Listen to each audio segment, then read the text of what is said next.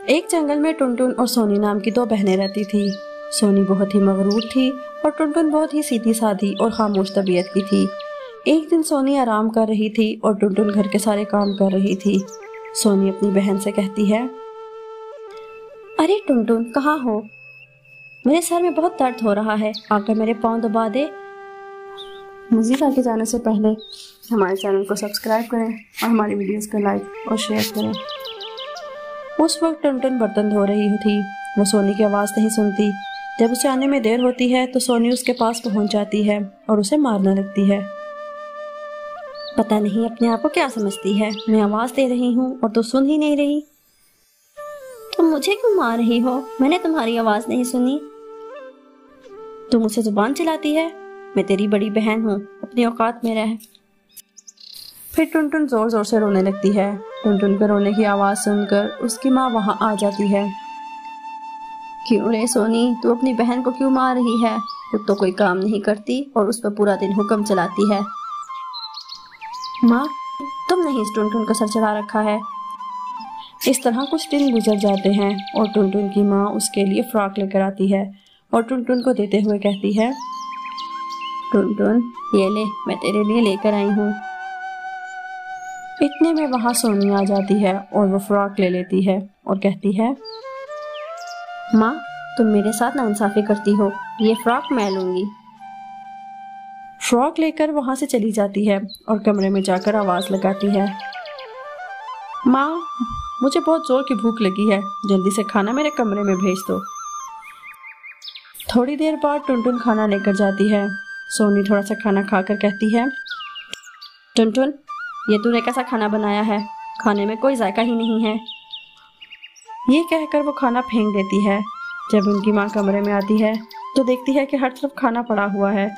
वो चिल्लाकर सोनी को डांटती है, आज मैं तेरा सारा गुरूर तोड़ दूंगी। घर का कोई काम करती नहीं, सारा काम टुनटुन करती है। तेरे नखरे ऐसे हैं जैसे कोई अमीर जाती हो। चल निकल मेरे घोंसले से, अब तुम यहाँ नहीं रह सकती। अपनी माँ के गुस्से को देखकर सोनी डर जाती है। उससे पहले कभी उसकी माँ ने उस पर इतना गुस्सा नहीं किया था।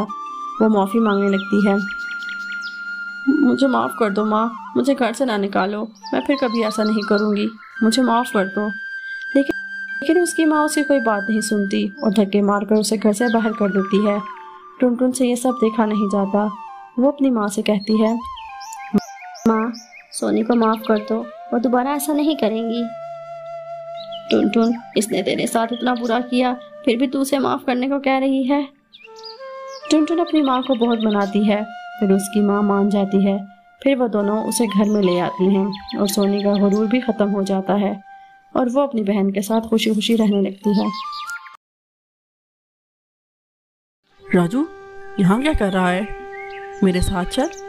वहाँ एक अमीर आदमी गरीबों में खाना बांट रहा है। आज रात का तो गुजारा हो ही जाएगा। अच्छा, फिर तो मैं ज़रूर जाऊँगा। रानी भी घर में भूखी होगी। राजू खाना लेकर घर आ जाता है। रानी ये देखो, मैं तुम्हारे लिए क्या लाया हूँ। पहले आप तो खा लो, हर वक्त मेरी ही टेंशन में रहते हो। आज तक कभी अकेले खाया है जो आज खाऊंगा?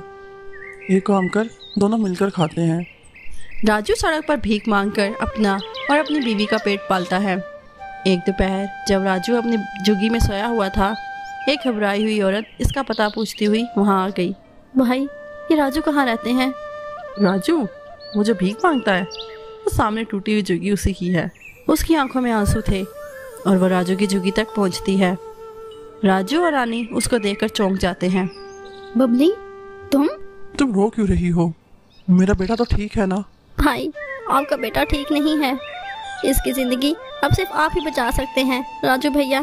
क्या हुआ मेरे छोटे भाई को? दरअसल बबली राजू के छोटे भाई बबलू की बीवी थी, जो अपने शोहर की ज़िंदगी बचाने के लिए राजू और रानी के पास आई है। इसके लिए 5 साल पीछे जाना होगा। राजू पहले ऐसा नहीं था, बल्कि वो बहुत अमीर था। रानी तुम्हें पता है, आज बबलू घर वापस आ रहा है। क्या बबलू आ रहा है? मेरा बबलू? हाँ बबलू। तुमने भी तो बबलू को अपने बच्चों की तरह पाला है। भले ही वो तुम्हारा देवर है, लेकिन तुमने उसे अपनी औलाद की तरह प्यार दिया है। आप सच कह रहे हो जी। मैं जब शादी होकर आई थी तो बबलू कितना छोटा था और मासूम था। गाड़ी की आवाज़ आई है। लगता है बबलू आ गया। ये कौन है बबलू? भाई ये बबली है। मैंने बबली से शादी कर ली है। अचानक कुछ भी बिना बताए। सुनो जी, पहले दोनों को अंदर तो आने दो। सारे सवाल दरवाजे पर ही पूछ लोगे क्या? आओ बहू, अंदर आओ। भाई दरअसल बबली के वालिद का अचानक इंतकाल हो गया और मुझे शादी करना पड़ी। ये इस दुनिया में बिल्कुल अकेली है। बबलू, बबली अब इस घर की बहू है। कभी मत कहना कि बबली अकेली है। बबलू और बबली की शादी हुए अभी कुछ दिन गुजर चुके थे। एक दिन बबलू काम से घर आ रहा था। क्या हुआ? तुम क्यों गुस्से में मुंह फुला कर बैठी हो? बबलू, इस घर में हमारा वजूद ही क्या है? जब भी कुछ खरीदना हो तुम्हारे भाई से भीख मांगो।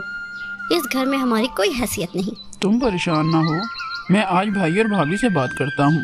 बबलू, मैंने इसलिए कोई चीज़ नहीं ली कि घर में सब कुछ मौजूद है। अगर बबली को कोई चीज़ चाहिए तो ले ले, मुझसे मांग ले। मैंने कभी एतराज़ नहीं किया। अच्छा, बड़ी चालाक हो। मुझे अपने इस्तेमाल की हुई चीज़ें दे रही हो। अगर इतना ही कुछ देना चाहती हो तो लाओ, इस घर की चाबियाँ मुझे दे दो और लाकर की भी। रानी, चाबियाँ किसी को भी नहीं देगी। ये घर इसने बहुत मेहनत और प्यार से बनाया है। तो ठीक है, आज फैसला हो जाए। मैं इस घर को छोड़कर चली जाऊंगी। बबली, तुम कहीं नहीं जाओगी। भाभी लाकर की चाबियाँ मुझे दें। ये तुम किस तरह से अपनी भाभी से बात कर रहे हो? कोई बात नहीं जी, ये दो चाबियाँ तुम रख लो। बबली तिजोरी की चाबियां अपने कब्जे में ले लेती है। अब तो बबली रोज ही खुला खर्चा करने लग गई थी, पार्टी शॉपिंग करती थी। एक रात जब राजू घर वापस आया। रानी, ये सब घर में क्या चल रहा है? आप आराम से बैठ जाओ, मैं आपके लिए चाय बना कर लाती हूँ। रुको, मैं भी जाकर बबली से बात करता हूँ। बबली, ये सब क्या चल रहा है? ये पार्टीज वगैरह हमारे घर में नहीं चलेगा। आपका घर? ये घर कब से आपका हो गया? ये घर आपका नहीं, मेरा है। ये क्या बकवास कर रही हो? ये घर रानी के नाम है। रानी के नाम था, अब से ये मेरे नाम है। तभी बबलू घर आ जाता है। जरा इन सबको बताना कि ये घर किसके नाम है। बबली सही कह रही है, ये घर अब बबली के नाम है। ये सब कुछ हमारा है। मेरा मतलब है बबली और मेरा। अब यहाँ का 1 रुपया भी आपका नहीं है। याद है उस रात मैं आपके कमरे में आया था? राजू भैया, ये कुछ ज़रूरी कागजात पर आपके साइन करवाने थे। मुझे जल्दी है, अभी वापस निकलना है। इधर दो पेपर, मैं अभी साइन कर देता हूँ। भाई एक दफ़ा देख लें। तुमने देख लिए? बस मेरे लिए इतना ही काफ़ी है। वो कागजात किसी के नहीं थे, बल्कि इस घर के थे। घर मैंने बबली के नाम कर दिया है। इसलिए बेहतर यही होगा कि आप इस घर से जल्दी से निकल जाएं, वरना मैं धक्के मारकर तुम्हें निकाल दूंगी। चलो, हम आज खाना बाहर खाएंगे।